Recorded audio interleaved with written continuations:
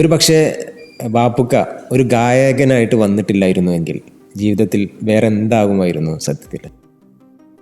അതെനിക്ക് ഓർക്കാൻ പറ്റൂല. കാരണം 7-8 വയസ്സിൽ പാടാൻ തുടങ്ങിയപ്പോൾ പിന്നെ ആ ഒരു മനസ്സാണല്ലോ ഫുള്ളുണ്ടായത്. പിന്നെ വേറൊന്നും ചിന്താഗതി ഇല്ല. പിന്നെ പാട്ടിൻ്റെ രംഗത്ത് ഒരുപാട് ആൾക്കാർ എതിർക്കപ്പെട്ടിട്ടുണ്ട്. ഇപ്പോൾ എൻ്റെ കല്യാണം കഴിക്കുന്ന സമയത്ത് 2 കല്യാണാലോചന വന്നു എനിക്ക്.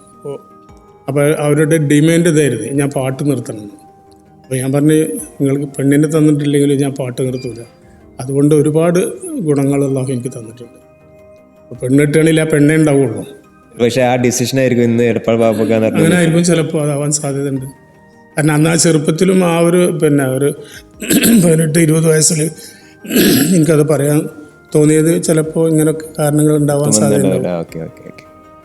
ഇപ്പോൾ എടപ്പാൾ ബാപ്പുക്കനെ പറ്റി പറയുമ്പോൾ ഗൾഫ് വേദികളിലാവട്ടെ ഇവിടെയൊക്കെ വലിയ രീതിയിൽ ജനങ്ങളെ കയ്യിലെടുക്കുന്ന ഒരു ഗായകനാണ്. പുറത്ത് വേദികളിലൊക്കെ. പക്ഷെ വീട്ടിൻ്റെ ഉള്ളിൽ എന്താണ് എടപ്പാൾ ബാപ്പുക്ക എന്ന് പറയും? വീട്ടിൻ്റെ അകത്ത് വീട്ടിൽ ഇപ്പോൾ എനിക്ക് 4 മക്കളുണ്ട്, ഭാര്യയുണ്ട്. അവരൊക്കെ ഇതിനോട് സപ്പോർട്ടാണ്, വളരെ സപ്പോർട്ടാണ്. ഞാനൊരു പുതിയ പാട്ട് റെക്കോർഡ് ചെയ്ത് കഴിഞ്ഞിട്ട് ആദ്യം വീട്ടിലുള്ള ഭാര്യനെ കേൾപ്പിക്കും, പിന്നെ മക്കളെ കേൾപ്പിക്കും. അവരൊരു അഭിപ്രായം അറിഞ്ഞത് ഇപ്പോൾ ഉഷാറായിട്ടുണ്ടെന്ന് പറയുമ്പോൾ എനിക്ക് മറ്റുള്ളവർ പറഞ്ഞേക്കാളും അപ്പുറം ഒരു അനുഭൂതിയാണ് അതിന് മനസ്സിൽ. അങ്ങനെ കുറേ പാട്ടുകൾ ഹിറ്റായിട്ടുണ്ട്. വീട്ടിലും പാടാറുണ്ടോ? വീട്ടിലൊക്കെ ഇല്ലല്ലേ, വീട്ടിൽ പാടൊന്നുമില്ല. പരിപാടിക്കൊക്കെ ഒരു കുട്ടികളൊക്കെ വരും. ഇന്നിപ്പോൾ അവരെല്ലാവരും കല്യാണം കഴിച്ചു പോയി. അപ്പോൾ അങ്ങനെ